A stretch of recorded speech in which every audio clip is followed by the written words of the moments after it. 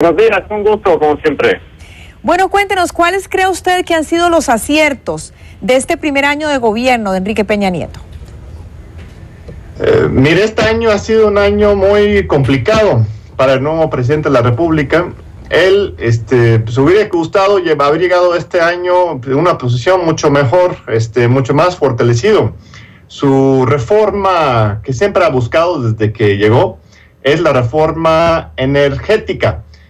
Privatizar la industria petrolera, invitar a empresas transnacionales a participar más fuertemente en la exploración y la venta, extracción, refinación del petróleo mexicano.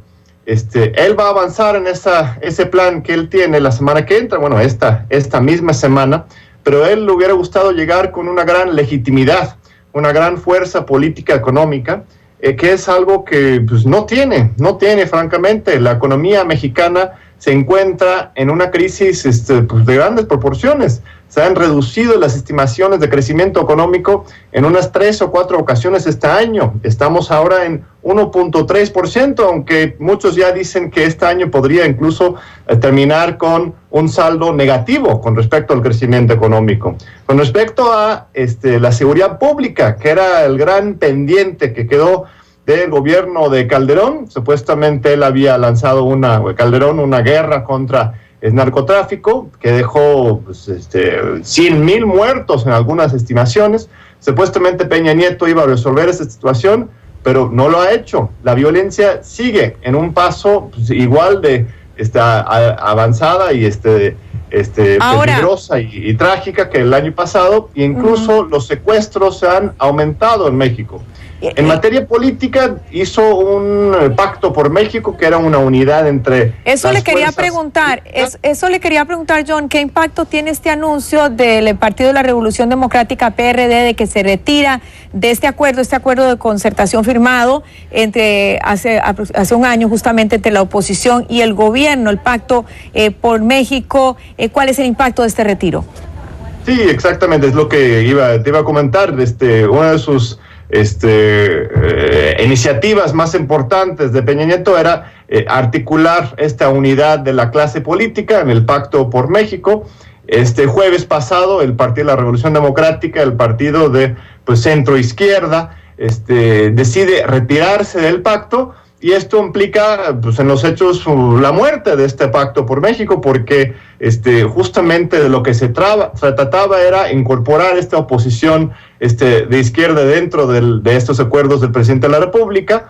Y con el retiro del PRD pues tenemos un escenario de polarización social, sobre todo ahora en las vísperas de la presentación formal de un dictamen con respecto a la reforma energética. Entonces yo creo que vamos a tener una situación política muy crispada en las siguientes semanas, lo cual desde mi punto de vista muy personal pues puede ser incluso positivo, porque esta reforma petrolera pues no es algo con lo cual está de acuerdo la mayoría de la población mexicana. Todas las encuestas demuestran que una contundente mayoría está en contra de estas propuestas del presidente Peña Nieto y del PAN, que es el partido de centro derecha, con respecto a la privatización de la industria petrolera.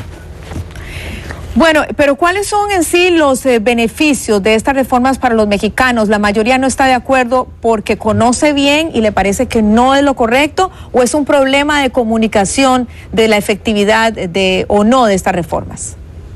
No va mucho más allá del asunto de la comunicación. Lo que pasa es que México en los últimos 20 años ha vivido muchos procesos de privatización.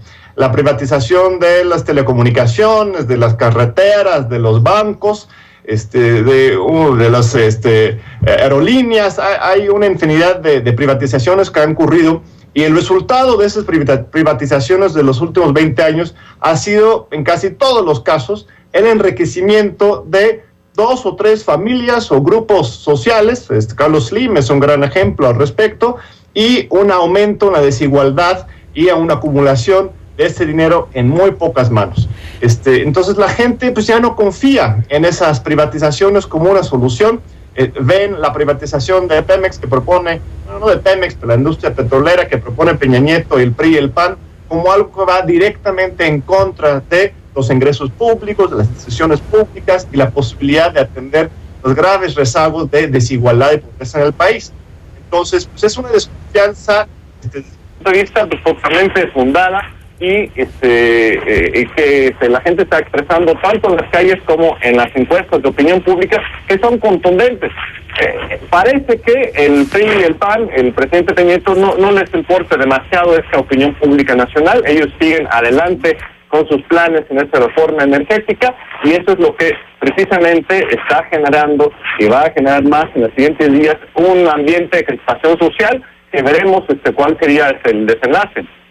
¿Cuál ha sido la principal diferencia que ha marcado este gobierno del PRI en comparación con el de Felipe Calderón del PAN? Pues sobre todo de discurso, yo diría. No ha habido grandes cambios en cuestiones de políticas públicas. Podemos ver, por ejemplo, el tema de la inseguridad pública. Básicamente, Peña Nieto está siguiendo la misma línea militarizada, incluso negociación y arreglo, administración de la esfera del narcotráfico en México. No ha habido un cambio radical en términos de la práctica, solamente a nivel discursivo. Los medios de comunicación están cubriendo menos la violencia, el presidente habla menos de ese tema, pero en los hechos tenemos una situación igual de grave con Calderón. Incluso lo nuevo no ha sido desde el gobierno, sino desde la sociedad. Por ejemplo, en Michoacán, en Guerrero, en otros estados del país han estado surgiendo autodefensas comunitarias ante el fracaso del gobierno para garantizar la paz. Eso es el desarrollo nuevo, eso es lo que tenemos nuevo en México, y no es resultado de una nueva política pública, sino al contrario, del fracaso de esa política de resolver el tema de la seguridad. Estábamos escuchando algunos análisis antes con algunos mexicanos allá a través de Rey Rodríguez, principalmente en lo que es la política internacional y las relaciones con Estados Unidos, especialmente luego de que se destapó lo que sería el presunto espionaje de Estados Unidos hacia el gobierno de México. Para usted, ¿qué impacto está teniendo? ¿Si ha tenido algún impacto directo o es un teatro mediático? ¿Qué impacto está teniendo este hecho y cómo es la relación en estos momentos? ¿Qué ha cambiado en la relación entre Estados Unidos y México en términos de cooperación y combate al narcotráfico? Mira, la relación entre los Estados Unidos y México es una relación muy complicada, de muy larga historia, y siempre será fundamental para los dos países. Había cierta esperanza cuando llega Peña Nieto que precisamente se pondría un alto a esta excesiva intervención del gobierno de los Estados Unidos, incluso de las fuerzas militares estadounidenses, en la llamada guerra contra el narcotráfico. Otra vez hubo algunos señalamientos discursivos, pero pues ya en la realidad no vemos que México se está trazando su propia ruta en este tema.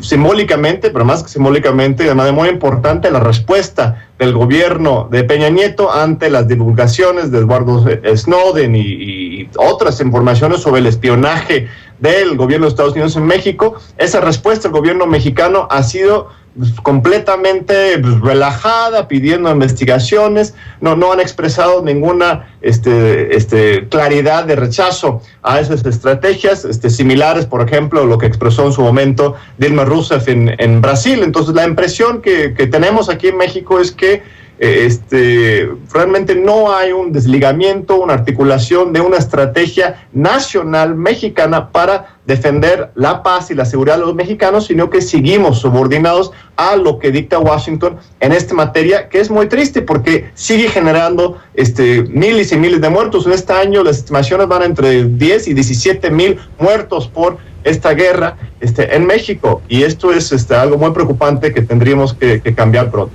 Bien, bastante crítica su posición. Muchas gracias por ofrecernos su punto de vista, John Ackerman, analista desde la capital mexicana de este primer año de gobierno de Enrique Peña Nieto.